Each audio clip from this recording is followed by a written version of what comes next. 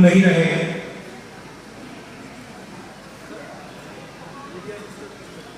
Election के दौरान उन्हें कहा, जब प्रेशर बढ़ा, जब उन पर दबाव लगा, तो फिर चुनाव के दौरान उन्होंने कहा कि भाई मैं तो बायोलॉजिकल नहीं, मतलब मैं बायोलॉजिकल नहीं हूं, मेरा डायरेक्टली कनेक्शन ऊपर है, मैं डायरेक्टली बात करता हूं।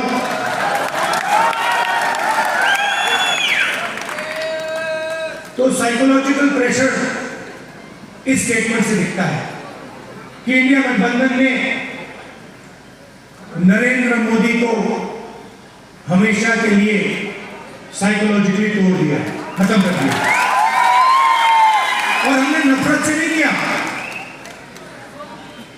वो नफरत फैलाते हैं, हमने मोहब्बत से, बिना नफरत के नफरत को हराने का काम किया। आप देखिए, हिंदुस्तान में यूनियन टेरिटरी को स्टेट में बदला गया है, बहुत बार हुआ है, यूनियन टेरिटरी को स्टेट बनाया गया। स्टेट के दो भाग भी किए गए हैं, एक स्टेट को बांटा गया, आंध्रा को, आंध्रा और तेलंगाना में, मध्य प्रदेश में से छत्तीसगढ़ निकाला गया, झारखंड बिहार में से बनाया गया। मगर पहली बार हिंदुस्तान के इतिहास में पहली बार स्टेट को यूनियन टेरिटरी यहां बनाया गया।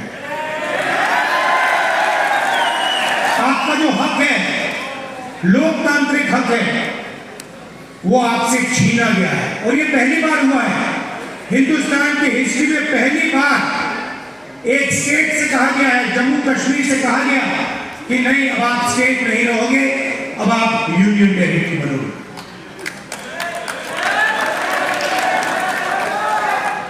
इसीलिए हमारी पहली मांग है कि एक बार फिर आपको स्टेट का हक दिया जाए और आपका स्टेट आपको वापस दिया जाए। और हम इन पर दबाव डालेंगे, प्रेशर डालेंगे और इनसे ये काम करवाएंगे। और अगर ये काम नहीं करेंगे तो फिर ये काम हम करके आपको दिखाएंगे।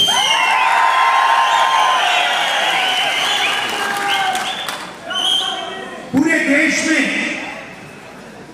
नरेंद्र मोदी जी ने बेरोजगारी फैला रखी है।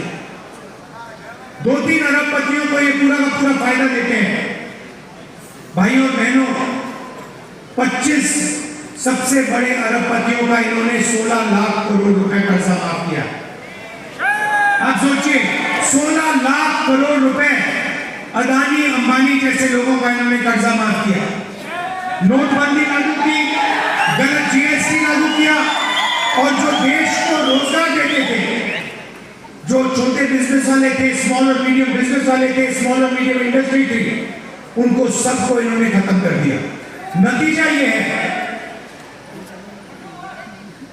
कि हिंदुस्तान में कहीं भी रोजगार नहीं मिल पा रहा है।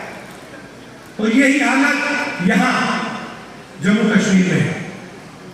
अगर जम्मू कश्मीर का युवा रोजगार चाहता है तो नरेंद्र मोदी जी की सरकार रोजगार नहीं दे पाती है, ये सच्चाई है। और जो आपका था पहले, जो आपकी सरकार डिसीजन लेती थी, आपके हित में जो डिसीजन लेती थी, आपके भविष्य को सोचकर जो डिसीजन लेती थी, आज बाहर के लोग निर्णय लेते हैं। आपकी सरकार को चलाने में आपकी आवाज ही नहीं।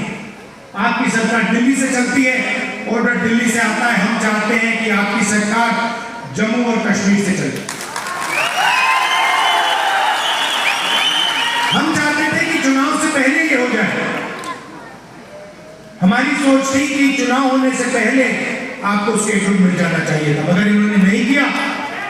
चुनाव के बाद हम पूरा दबाव डालेंगे कि स्टेटहुड आपको मिल जाए। डॉक्टर मुमताज शाह जी, नमस्कार।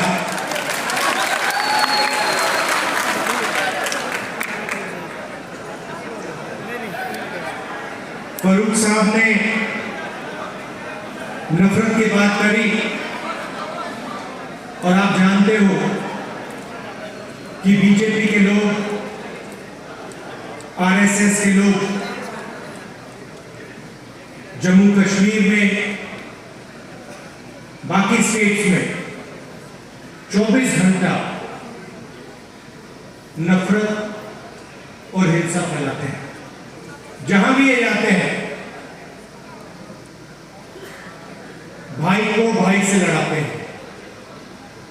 जम्मू कश्मीर में, उत्तर प्रदेश में, बिहार में, मणिपुर में, पूरे देश में ये नफरत फैलाते हैं। इनका यही काम है और ये कुछ जानते ही नहीं है। ये सिर्फ नफरत फैलाना जानते हैं और इनकी राजनीति भी सिर्फ नफरत की राजनीति। आप जानते हो नफरत को नफरत से नहीं काटा जा सकता है। आपने देखा होगा कि अगर कोई नफरत करता है, उसको नफरत से नहीं, सिर्फ मोहब्बत से काटा जा सकता है। और इसीलिए ये जो विचारधारा की लड़ाई है, एक तरफ नफरत फैलाने वाले लोग हैं और दूसरी तरफ मोहब्बत की दुकान खोलने वाले लोग हैं।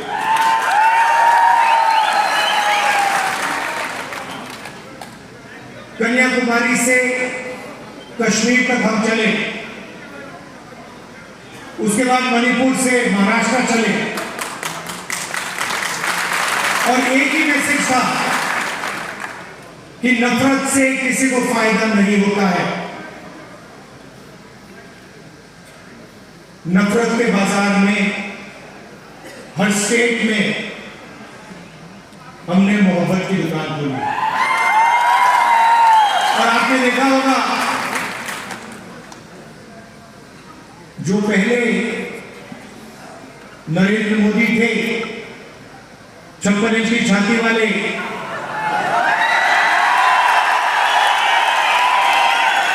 आपको उनका चेहरा दूर से दिखाई देता है। मैं तो पार्लियामेंट में उनके बिल्कुल सामने खड़ा रहता हूं, तो साफ दिखता है कि वो जो पहले नरेंद्र मोदी थे, वो आज नरेंद्र मोदी नहीं बचा है। और आज जो भी विपक्ष करवाना चाहता है, हम करवा देते। वो कानून लाते हैं, हम उनके सामने खड़े हो जाते हैं, वो कानून पास नहीं करते हैं, नया कानून लाते हैं। तो जो कॉन्फिडेंस इनकी थी पहले, वो अब खत्म हो गई है। नरेंद्र मोदी जी को की जो साइकोलॉजी है, उसको हमने तोड़ दिया है।